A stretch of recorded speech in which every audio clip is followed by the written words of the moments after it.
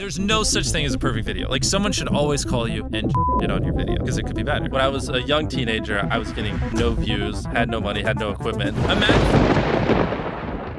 Finally mister বিস্টের ভিডিওগুলোতে যে টনস অফ ভিউজ আসে সেটা সিক্রেট রিভিল হয়েছে।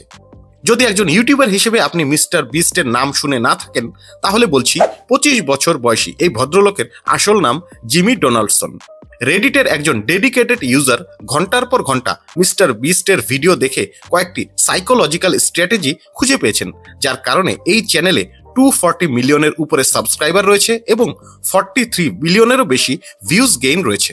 So buckle up friends, let's find out the secrets.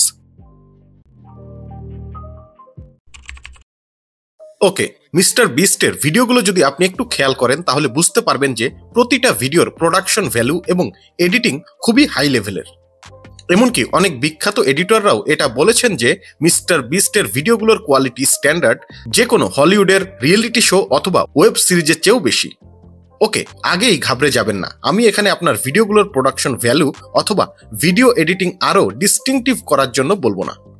আমি নিজে একজন স্মল ইউটিউবার, তাই এরকম সিক্রেটগুলোই আজকে রিভিল করব যা অন্য 10 জন স্মল ইউটিউবারের উপকারে আসবে। ফার্স্ট অফ অল, তার ভিডিওগুলোর থাম্বনেইলে ক্লিকবেইট দেখতে পাবেন না। ভিডিওতে তিনি যা দেখাবেন থাম্বনেইলেও ঠিক তাই প্রমিস করেন, ফলে অডিয়েন্সরা যা এক্সপেক্ট করেন ভিডিওতে তাই বা তার চেয়েও বেশি দেখতে পান।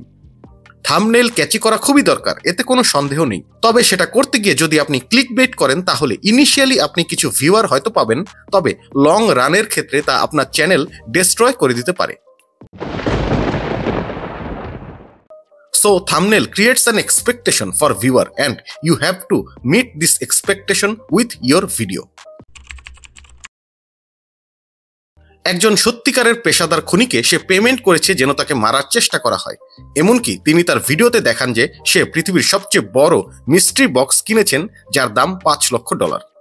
একবার চিন্তা করে দেখুন, আপনার বন্ধু বান্ধব বা আত্মীয় স্বজন কখনো কি আপনার সাথে এরকম স্টোরি শেয়ার করেছে যেটা মিস্টার বিস্টের ভিডিওতে দেখা যায়? অবশ্যই না। অর্থাৎ যেটা আমরা গল্পগুজব বা আড্ডাতেও কল্পনা করতে পারি না, সেই কনসেপ্টের ভিডিও মিস্টার বিস্ট তৈরি করছেন। অর্থাৎ এই ভিডিওগুলোর আইডিয়া যে কতটা ইউনিক তা নিশ্চয়ই বলে দিতে হবে না। না, আমি এখানে আপনাকে $5 লক্ষ বা $10 লক্ষ খরচ করার কথা বলছি না, which is completely impossible for a small creator like আস। আপনি কেবল তার ভিডিওর কনসেপ্টগুলো খেয়াল করুন এবং চেষ্টা করে বের করুন চ্যানেলের নিশ কোনটা। আসলে মিস্টার বিস্টের চ্যানেলের স্পেসিফিক কোনো নিশ নেই। ভিডিও প্রডিউস করার সময় ইউনিক কনসেপ্ট বা আইডিয়ার উপর তিনি পুরোপুরি ডিপেন্ড করেন।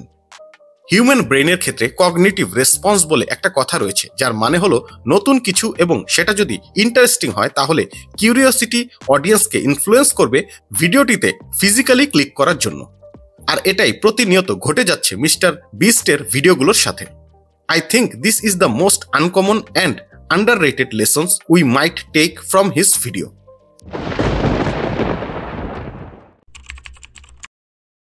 আপনি যদি মিস্টার বিস্টের রিসেন্ট ভিডিওগুলো একটু নোটিস করেন তাহলে টাইটেলে একটি প্যাটার্ন দেখতে পাবেন।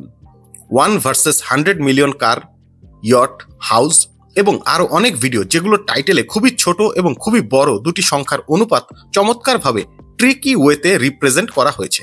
এখানে আসলে মূল আকর্ষণটা হলো তার ভিডিওর টাইটেল।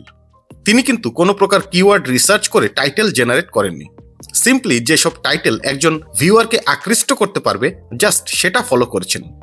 একটি কিওয়ার্ড রিসার্চ করা ভিডিও টাইটেল এবং মিস্টার বিস্টের ভিডিও টাইটেল পাশাপাশি রেখে দেখাচ্ছি।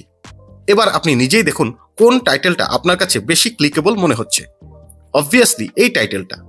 খুবই সিম্পল একটা ট্রিক, জাস্ট আপনাকে একটু চিন্তা করে বের করতে হবে যে ভিউয়ারদের কৌতূহল কোন জায়গাটায় বেশি কাজ করে। শত শত কিওয়ার্ড রিসার্চ বা এসইও করার ঝামেলা এখানে নেই। আর এখানে আপনাকে প্রচুর যে সময় ব্যয় করতে হবে তাও কিন্তু নয়। একটু ইনকুইজিটিভনেস এবং নজিনেস রয়েছে এরকম টাইটেল খুঁজে বের করতে হবে যা আপনার ভিডিওর সাথে সবচেয়ে বেশি ম্যাচ করবে। ওয়েল, তার ভিডিওতে ভিউজ আনার মূল কারণ যে এই 3টা তা কিন্তু নয়, তবে সবচেয়ে সহজ 3টা স্ট্র্যাটেজির কথা আজকে বললাম, যা আমাদের মতো স্মল ইউটিউবারদের জন্য ফলো করাটাও বেশ সহজ।